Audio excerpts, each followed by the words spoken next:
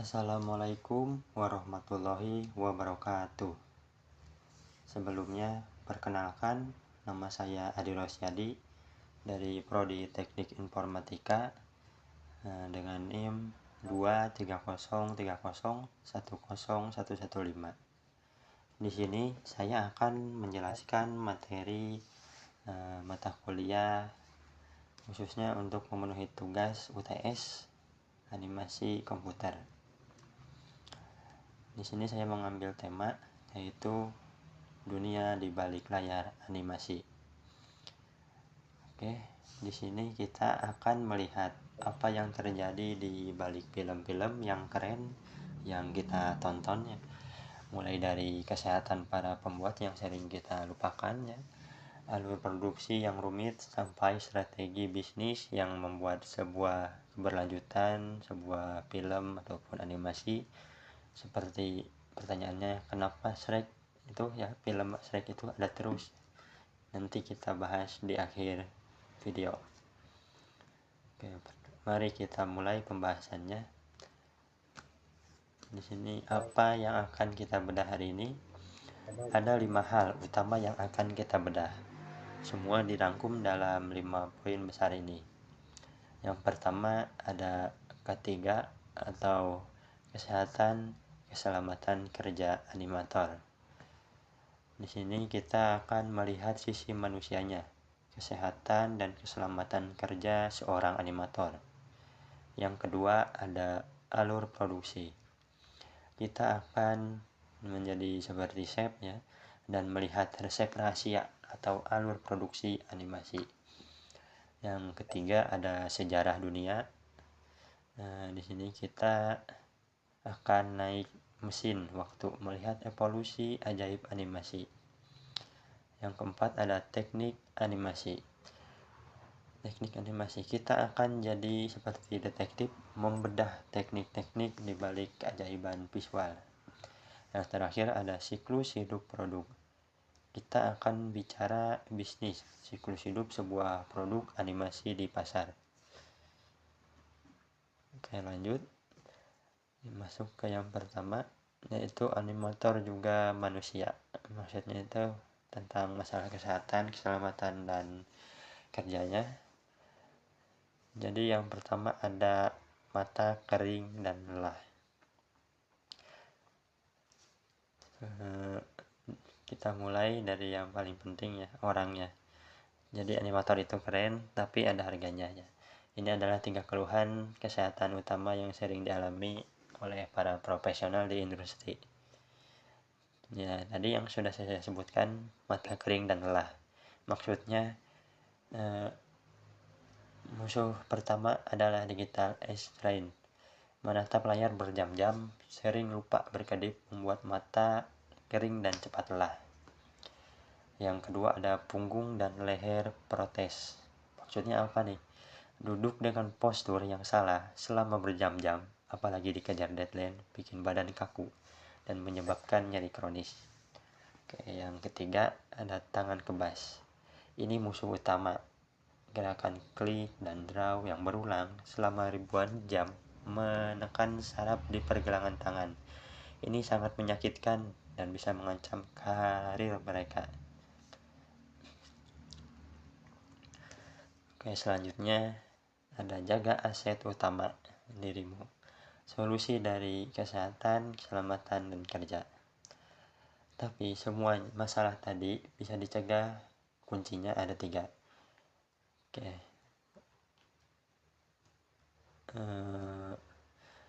Yang pertama ada atur stasiun kerja. Investasi di kursi yang bagus dan atur monitor sejajar mata. Itu wajib. Siku harus membentuk sudut 90 derajat. Ini adalah fondasi kerja yang sehat. Yang kedua ada rumus mata 20-20-20. Maksudnya apa nih 20-20? Jadi ini penyelamat mata. Setiap 20 menit, setiap 20 detik, dan lihat objek sejauh 20 kaki, sekitar 6 meter. Ini untuk mengistirahatkan otot mata. Oke, yang ketiga, ambil jeda dan bergerak. Jadi jangan tunggu sampai sakit ya. bangun, gerakan badan, regangkan, pergelangan tangan setiap jam. Sirkulasi darah itu penting untuk mencegah carpal tunnel. Oke, kita masuk ke pembahasan yang kedua, yaitu tentang alur produksi, kayak masak resep, intinya mah gitu. Oke, sekarang kita tinggalkan bahasan kesehatan tadi dan mari kita masuk ke dapurnya. Membuat film animasi itu seperti memasak resep yang sangat rumit dan mahal. Sebuah ide tidak bisa langsung jadi, ada proses panjang yang terbagi dalam 3 dapur. Oke, prosesnya itu yang pertama ada pra-produksi. Di sini kalau dianalogikan ya, seperti resep dan bahan. Ini adalah saat kita menulis resep, kita bikin cerita, desain karakter, bikin storyboard, semua perencanaan desain dan cetak biru ada di sini. Oke, yang kedua ada produksi. Dianalogikan seperti kita memasak ya. Ini saat kita memasak, model 3 dimensi dibuat, diberi tulang, digerakkan, dianimasikan, diberi tekstur dan cahaya. Ini adalah bagian terlama dan termahal dari keseluruhan proses. Oke, yang ketiga ada pasca produksi. Ini seperti plating ya, atau penyajian. Semua hasil masakan digabung, analoginya mah. Diedit, diberi efek suara, musik, dan warnanya dipercantik, color grading gitu. Baru deh siap disajikan ke penonton. Oke, kita masuk ke pembahasan yang ketiga, evolusi ajaib animasi dunia. Sekarang kita mundur sedikit, gimana sih animasi bisa sampai seperti sekarang ini? Ini adalah evolusi singkatnya ya. Dari era awal 1920-an, revolusi animasi sel 2 dimensi tambah suara dimulai oleh Disney dengan Steamboat Willie. Terus ada era emas 1995, lompatan jauh, Pixar meliris Toy Story. Ini mengubah segalanya karena ini adalah film panjang pertama yang full 3 dimensi CGI. Terus yang era kini 2020-an kita masuk era baru. Ada real time rendering seperti yang digunakan di dalam game engine untuk penggunaan AI untuk membantu proses animasi. Evolusinya luar biasa cepat. Dari tahun 1920, 1995 sampai 2020-an. Oke, selanjutnya pembahasan yang keempat, beda teknik, beda rasa. 2 dimensi vs 3 dimensi. Maksudnya apa sih nih? Oke, kita sudah lihat sejarahnya, sekarang kita bedah tekniknya. Apa bedanya 2 dimensi dan 3 dimensi? Gampangnya begini. Kalau animasi 2 dimensi itu datar, bayangkan menggambar di kertas. Dia hanya punya tinggi dan lebar. Contohnya seperti kartun SpongeBob, walaupun dibuat di komputer, estetikanya yaitu tetap 2 dimensi. Kalau animasi 3 dimensi itu bervolume ya, seperti boneka digital lah intinya. Bayangkan sebuah boneka digital di dalam komputer. Dia punya tinggi, lebar, dan kedalaman. Kita bisa memutar kamera mengelilingi karakter itu. Contohnya seperti di film Pixar ya. Oke, lanjut. Beda teknik, beda nyawa. Ini maksudnya apa pula nih? Stop motion dan mock-up ya.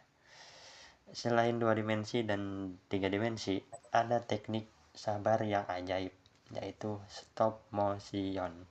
Ini bukan digambar, tapi memotret boneka fisik nyata ya. Frame demi frame, bonekanya digerakkan sedikit demi sedikit. Setiap foto banyak mungkin ya, ribuan kali itu ya. Contohnya seperti film Sound the Ship. Motion capture. Merekam gerakan aktor manusia sungguhan menggunakan sensor dan merekannya langsung ke model karakter 3D.